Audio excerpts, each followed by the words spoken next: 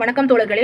Tamil Nadu doctor Ambedkar சட்ட பல்கலைக்கழகம் 2025 முதல் 2026 கல்வியாண்டிற்கான 5 ஆண்டுகள் ஒருங்கிணைந்த சட்ட படிப்பு சேர்க்கைக்கான தேதிகளை வெளியிட்டிருக்கிறாங்க.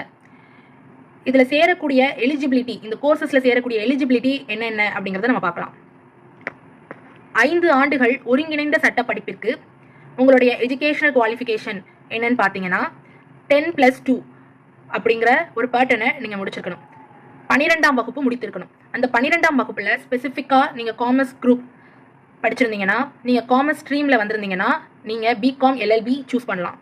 மேலும் நீங்கள் கம்ப்யூட்டர் சயின்ஸ் ஸ்ட்ரீமில் வந்திருந்தீங்கன்னா பிசிஏ எல்எல்பி சூஸ் பண்ணலாம். மேலும் 3 ஆண்டிற்கான சட்ட படிப்பிற்கான எஜுகேஷனல் குவாலிஃபிகேஷன் பார்த்தோன்னா ஏதோ ஒரு ஸ்ட்ரீமில் ஒரு கிராஜுவேஷன் வச்சுருக்கணும். மினிமம் மார்க்ஸ் ஃபார் 5 இயர்ஸ் அப்படின்னு நீங்கள் பார்த்தீங்கன்னா 70% ஃபார் ஜென்ரல் அண்ட் ஓபிசி கேட்டகரிக்கும் 60% 60% ஃபார் எஸ்சி மற்றும் எஸ்டி கம்யூனிட்டியை சேர்ந்தவங்களுக்கும் இருக்கணும். ஸ்கூல் ஆஃப் எக்ஸலன்ஸ் இன் லாவில் சேர்வதற்கு இந்த மினிமம் மார்க்ஸ் இருந்தால் தான் அப்ளை பண்ணவே முடியும். இதே அப்ளிகேட்டட் காலேஜஸில் நீங்கள் சேர்றீங்கன்னா 45% minimum marks for OBC category and ஜென்ரலுக்கும் 40% ஃபார் எஸ்சி மற்றும் எஸ்டி கேட்டகரிக்கு இருந்திருக்கணும்.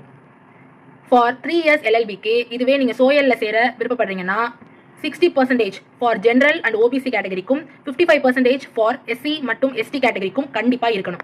இதுவே நீங்கள் அப்ளிகேட்டட் காலேஜஸில் சேர விருப்பப்படுறீங்கன்னா 45% ஃபார் ஜென்ரல் அண்ட் ஓபிசி கேட்டகரிக்கும் 40% ஃபார் எஸ்சி மற்றும் எஸ்டி கேட்டகரிக்கும் இருக்கணும். அப்போ தான் அப்ளிகேஷன் அப்ளை பண்ணவே முடியும். மேலும் இது போன்ற வீடியோவுக்கு லைக் பண்ணுங்கள், கண்டிப்பாக ஷேர் பண்ணுங்கள், உங்களுடைய கருத்துக்களை கமெண்ட்ஸில் தெரிவிங்க, சப்ஸ்கிரைப் பண்ணுங்கள். நன்றி.